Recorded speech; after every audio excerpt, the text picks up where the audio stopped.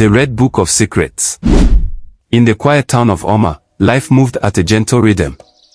The morning smelled of roasted maize, the evenings echoed with children's laughter, and secrets were buried deep beneath the red earth, unspoken and forgotten. Until the day she arrived, no one knew where she came from. She walked in barefoot, her skin glowing like warm honey under the sun, wrapped in a flowing red wrapper that kissed the ground with every step. Her eyes held a silence that made even the market women pause mid-haggle. But it wasn't her beauty that shook the town, it was the small red book clutched tightly in her hand. Her name was Adamma. She didn't speak a word. Not when the village children followed her in curiosity, not when the elders muttered prayers under their breath as she passed. She simply walked into the town square, opened her book, and whispered a single name. Ngozi. A piercing scream erupted from the back of the crowd. It was Ngozi, the quiet seamstress, always reserved, never in trouble. She fell to her knees, shaking uncontrollably. It wasn't me. I only took one yam from Mama Ibuka's farm that day. I didn't mean to steal, please forgive me. No one had accused her. No one had even suspected. But the truth spilled out of her like a broken dam, raw and unstoppable. When the crowd turned back to confront Adamma, she was gone, vanished.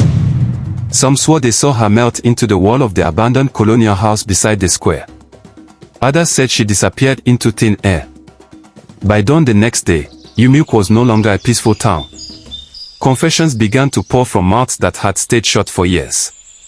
Chaik, the church drummer, ran out of his compound naked, beating his chest and shouting, "I have been stealing from the offertory for 3 years. May God have mercy on me." Mama Amoka, the famous food vendor, collapsed in the middle of the market, sobbing, "I poisoned her beans. I was jealous of how people loved her food more than mine." Yet no one had accused them. People stopped sleeping. Children whispered about the lady in red who walked through walls. Men stood guard at their doors, clutching Bibles and charms. Fear sat like fog over the town, thick and unmoving. 3 nights later she returned. No one dared speak. They watched her from their windows, from behind doors left slightly afar. She stood in the same spot in the square, opened her red book, and began to read names, one after the other. And each name she read brought someone to their knees. They confessed to theft, betrayal, secret affairs, hidden children, and long-buried crimes. Adamma never spoke again. She didn't need to. Her book did all the talking. The village priest was summoned. Oguma was said to have faced real spirits before. He came chanting, surrounded by smoke and feathers, flinging salt and ashes into the air. He pointed his staff at her and shouted words no one understood. But Adamma only smiled. "You can't banish truth," she said softly. "Especially when you buried it yourself." Then she turned the page and called the name that made the ground tremble. Oguma. The priest's hands froze midair. His eyes widened. He took a step back, stammering, "No, it wasn't me. It was an accident. I didn't kill my brother on purpose. I was trying to protect myself." He fell to the ground, wailing. The crowd looked on, some with tears, others with disbelief. Even the strongest among them trembled. The gossip spirit was real, and no secret was safe. But not everyone feared her. A girl named Kamsi, barely 15, watched from the shadows. While others ran, she stayed. One night, she followed Adamma into the forest, past the sacred river, to the base of the old Iroko tree where no one dared to tread. There, she found her sitting on a stone, alone, crying. "Why are you doing this?" Kamsi asked, stepping out from behind a tree. Adamma looked up. Her eyes glowed faintly, but her voice was gentle. "Because no one listened when I told the truth. I heard something I wasn't supposed to. I told them. They called me a liar. Then a witch.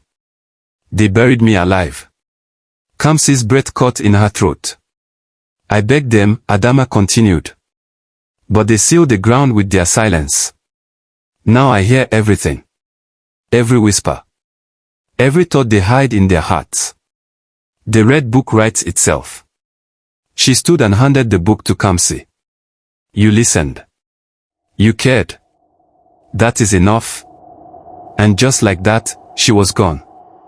A soft breeze rustled and Adamma's presence vanished with it. The village slowly returned to peace. The confessions had scorched the land, but what remained was cleaner, purer. The air felt lighter. People walked straighter. Secrets no longer held them hostage. Kamsi kept the red book hidden. She never spoke of that night. Until one day, a man from the city arrived. Loud. Rude. Full of money and ego. He insulted the elders, mocked the traditions, and took from the poor with no remorse. Kamsi watched him for days. Then, quietly, she opened the red book and whispered, "Turned." The man stopped mid-step. His knees buckled.